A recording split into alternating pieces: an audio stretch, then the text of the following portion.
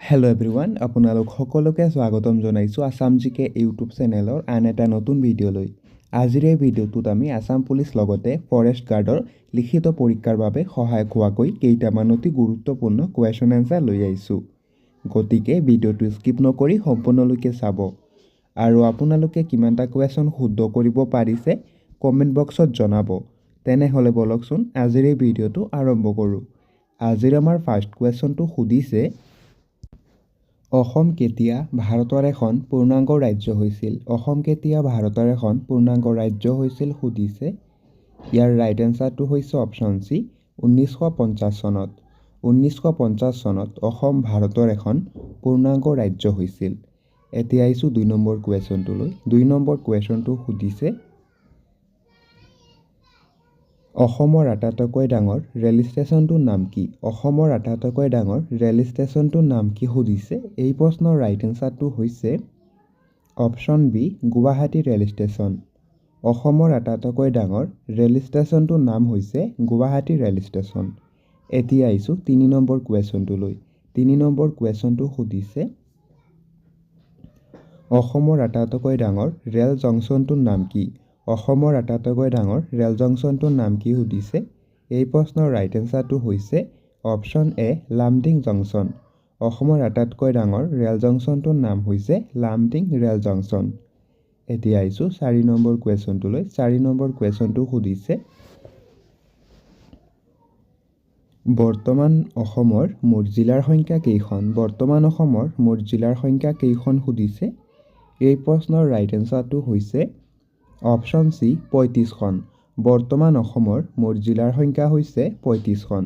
এতিয়া আহিছোঁ next কুৱেশ্যনটোলৈ। Next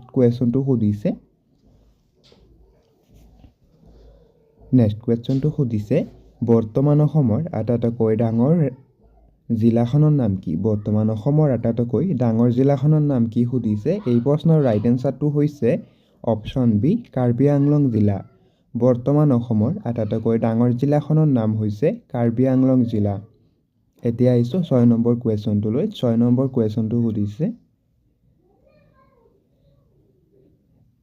বৰ্তমান অসমৰ আটাইতকৈ সৰু জিলাখনৰ নাম কি? বৰ্তমান আটাইতকৈ সৰু জিলাখনৰ নাম কি সুধিছে। এই প্ৰশ্নৰ ৰাইট এনচাৰটো হৈছে অপশ্যন এ, দক্ষিণ চালমাৰা। বৰ্তমান অসমৰ আটাইতকৈ সৰু জিলাখনৰ নাম হৈছে দক্ষিণ চালমাৰা জিলা। এতিয়া আহিছোঁ 7 নম্বৰ কুৱেশ্যনটোলৈ। 7 নম্বৰ কুৱেশ্যনটো সুধিছে, অসম গ্ৰামীণ বিকাশ বেংক কোন চনত স্থাপন কৰা হৈছিল? অসম গ্ৰামীণ বিকাশ বেংক কোন চনত স্থাপন কৰা হৈছিল সুধিছে। এই প্ৰশ্নৰ ৰাইট এনচাৰটো হৈছে অপশ্যন বি, 2006 চনত। অসম গ্ৰামীণ বিকাশ বেংক 2006 চনত স্থাপন কৰা হৈছিল। এতিয়া আহিছোঁ নেক্সট কুৱেশ্যনটোলৈ। নেক্সট কুৱেশ্যনটো সুধিছে, অসমৰ কোন ঠাইত মৰাপাটৰ কল কাৰখানা আছে? অসমৰ কোন ঠাইত মৰাপাটৰ কল কাৰখানা আছে সুধিছে। এই প্ৰশ্নৰ ৰাইট এনচাৰটো হৈছে অপশ্যন ডি, শিলঘাট। অসমৰ শিলঘাটত মৰাপাটৰ কল কাৰখানা আছে। এতিয়া আহিছোঁ নেক্সট কুৱেশ্যনটোলৈ। নেক্সট কুৱেশ্যনটো সুধিছে, অসমৰ কোন ঠাইত জুইশলা কাৰখানা আছে? অসমৰ কোন ঠাইত জুইশলা কাৰখানা আছে সুধিছে।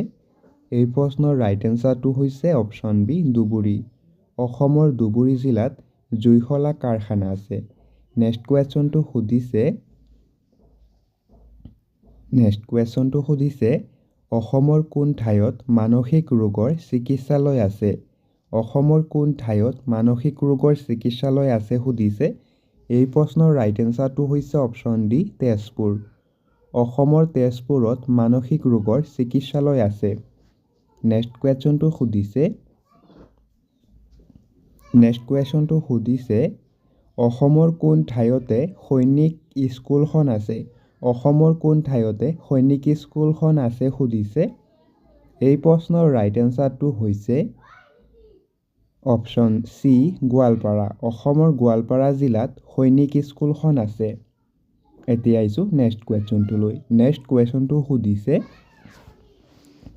উত্তৰ পূব সীমান্ত ৰেলৱেৰ মুখ্য কাৰ্যালয় ক'ত অৱস্থিত?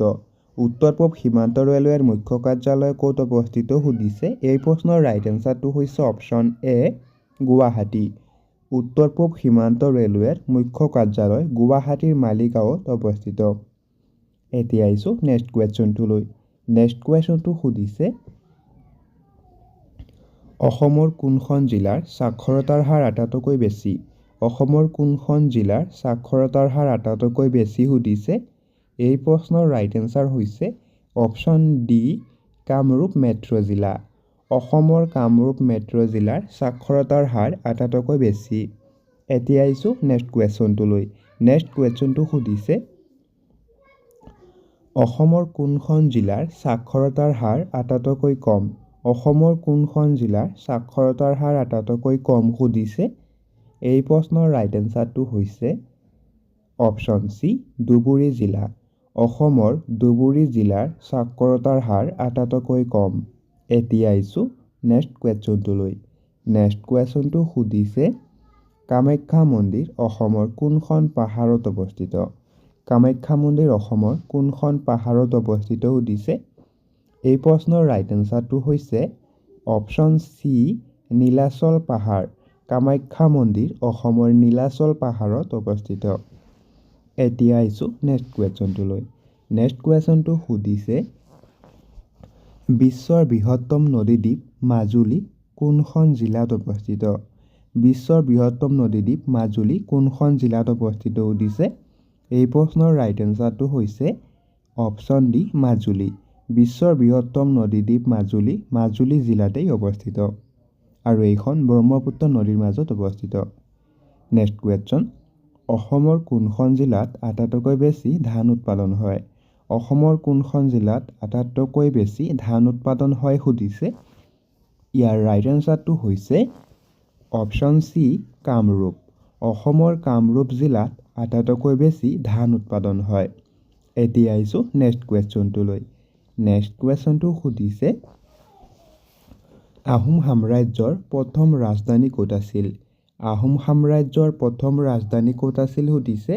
এই প্ৰশ্নৰ ৰাইট এনচাৰটো হৈছে অপশ্যন ডি চৰাইদেউ।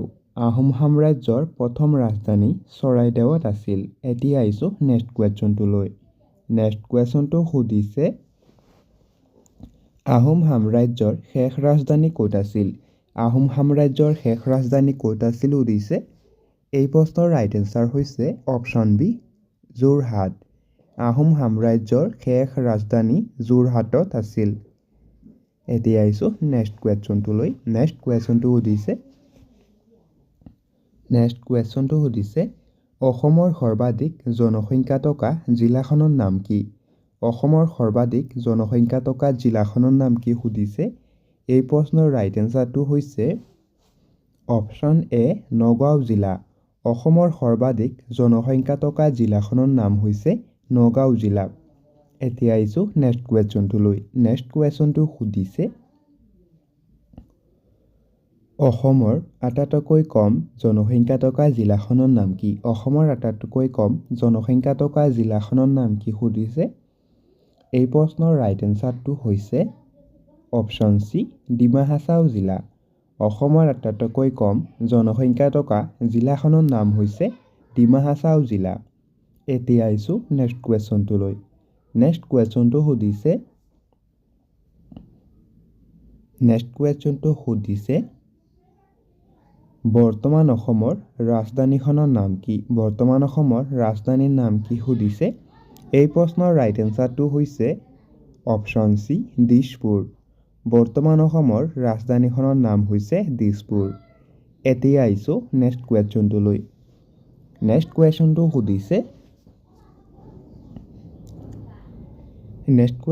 সুধিছে বৰাক উপত্যকাৰ আটাইতকৈ ডাঙৰ চহৰখনৰ নাম কি। বৰাক উপত্যকাৰ আটাইতকৈ ডাঙৰ চহৰখনৰ নাম কি সুধিছে। এই প্ৰশ্নৰ ৰাইট এনচাৰটো হৈছে অপশ্যন বি শিলচৰ। বৰাক উপত্যকাৰ আটাইতকৈ ডাঙৰ চহৰখনৰ নাম হৈছে শিলচৰ চহৰ। এতিয়া আহিছোঁ নেক্সট কুৱেশ্যনটোলৈ। নেক্সট কুৱেশ্যনটো সুধিছে অসমৰ আটাইতকৈ জনবহুল ঠাইখনৰ নাম কি। অসমৰ আটাইতকৈ জনবহুল ঠাইখনৰ নাম কি সুধিছে। এই প্ৰশ্নৰ ৰাইট এনচাৰটো হৈছে অপশ্যন এ গুৱাহাটী। অসমৰ আটাইতকৈ জনবহুল ঠাইখনৰ নাম হৈছে গুৱাহাটী। এতিয়া আহিছোঁ নেক্সট কুৱেশ্যনটোলৈ। নেক্সট কুৱেশ্যনটো সুধিছে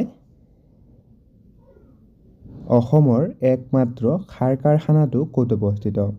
অসমৰ একমাত্ৰ সাৰ কাৰখানাটো ক'ত অৱস্থিত সুধিছে। এই প্ৰশ্নৰ ৰাইট এনচাৰটো হৈছে অপশ্যন বি নামৰূপ। অসমৰ একমাত্ৰ সাৰ কাৰখানাটো নামৰূপত অৱস্থিত। এতিয়া আহিছোঁ নেক্সট কুৱেশ্যনটোলৈ। নেক্সট কুৱেশ্যনটো সুধিছে উমানন্দ মন্দিৰ অসমৰ কোনখন পাহাৰত অৱস্থিত। উমানন্দ মন্দিৰ অসমৰ কোনখন পাহাৰত অৱস্থিত সুধিছে। এই প্ৰশ্নৰ ৰাইট এনচাৰটো হৈছে অপশ্যন বি বস্মাচল পাহাৰ। উমানন্দ মন্দিৰ অসমৰ বস্মাচল পাহাৰত অৱস্থিত। এতিয়া আহিছোঁ নেক্সট কুৱেশ্যনটোলৈ। নেক্সট কুৱেশ্যনটো সুধিছে লাচিত বৰফুকন মৈদাম অসমৰ কোন ঠাইত অৱস্থিত। লাচিত বৰফুকন মৈদাম অসমৰ কোন ঠাইত অৱস্থিত সুধিছে। এই প্ৰশ্নৰ ৰাইট এনচাৰটো হৈছে অপশ্যন চি যোৰহাট। লাচিত বৰফুকন মৈদাম যোৰহাটৰ চৰাইদেউত অৱস্থিত। এতিয়া আহিছোঁ নেক্সট কুৱেশ্যনটোলৈ। নেক্সট কুৱেশ্যনটো সুধিছে শ্ৰীমন্ত শংকৰদেৱে প্ৰথমখন সত্ৰ ক'ত প্ৰতিষ্ঠা কৰিছিল। শ্ৰীমন্ত শংকৰদেৱে প্ৰথমখন সত্ৰ ক'ত প্ৰতিষ্ঠা কৰিছিল সুধিছে। এই প্ৰশ্নৰ ৰাইট এনচাৰটো হৈছে অপশ্যন চি বৰদোৱা। শ্ৰীমন্ত শংকৰদেৱে প্ৰথমখন সত্ৰ নগাঁও জিলাৰ বৰদোৱাত প্ৰতিষ্ঠা কৰিছিল। এতিয়া আহিছোঁ নেক্সট কুৱেশ্যনটোলৈ। নেক্সট কুৱেশ্যনটো সুধিছে মুগা শিল্পৰ বাবে অসমৰ কোনখন সত্ৰ বিখ্যাত। মুগা শিল্পৰ বাবে অসমৰ কোনখন সত্ৰ বিখ্যাত সুধিছে। এই প্ৰশ্নৰ ৰাইট এনচাৰটো হৈছে অপশ্যন এ চামগুৰি সত্ৰ। মুগা শিল্পৰ বাবে চামগুৰি সত্ৰ বিখ্যাত। নেক্সট কুৱেশ্যনটো সুধিছে বিশ্ব স্বাস্থ্য সংস্থাৰ মুখ্য কাৰ্যালয় ক'ত অৱস্থিত। বিশ্ব স্বাস্থ্য সংস্থাৰ মুখ্য কাৰ্যালয় ক'ত অৱস্থিত সুধিছে। এই প্ৰশ্নৰ ৰাইট এনচাৰটো হৈছে অপশ্যন ডি জেনেভা। বিশ্ব স্বাস্থ্য সংস্থাৰ মুখ্য কাৰ্যালয় জেনেভাত অৱস্থিত। নেক্সট কুৱেশ্যনটো সুধিছে অলিম্পিকৰ পতাকাখনত নিম্নলিখিত কোনটো বৰণ দেখা নাযায়। অলিম্পিকৰ পতাকাখনত নিম্নলিখিত কোনটো বৰণ দেখা নাযায় সুধিছে। এই প্ৰশ্নৰ ৰাইট এনচাৰটো হৈছে অপশ্যন চি সুমতিৰা। অলিম্পিকৰ পতাকাখনত সুমতিৰা বৰণটো দেখা নাযায়। এতিয়া আহিছোঁ নেক্সট কুৱেশ্যনটোলৈ। নেক্সট কুৱেশ্যনটো সুধিছে ডক্টৰ বেজবৰুৱা চিনেমাখনৰ পৰিচালক কোন আছিল। ডক্টৰ বেজবৰুৱা চিনেমাখনৰ পৰিচালক কোন আছিল সুধিছে। এই প্ৰশ্নৰ ৰাইট এনচাৰটো হৈছে option B Brajen Barua. Doctor Bezbarua চিনেমাখনৰ পৰিচালক আছিল ব্ৰজেন বৰুৱা। এতিয়া আহিছোঁ নেক্সট কুৱেশ্যনটোলৈ। নেক্সট কুৱেশ্যনটো সুধিছে প্ৰথম অসমীয়া আংশিক ৰঙীন ছবিখনৰ নাম কি। প্ৰথম অসমীয়া আংশিক ৰঙীন ছবিখনৰ নাম কি সুধিছে। এই প্ৰশ্নৰ ৰাইট এনচাৰটো হৈছে অপশ্যন এ শকুন্তলা। প্ৰথম অসমীয়া আংশিক ৰঙীন ছবিখনৰ নাম হৈছে শকুন্তলা। এতিয়া আহিছোঁ নেক্সট কুৱেশ্যনটোলৈ। নেক্সট কুৱেশ্যনটো সুধিছে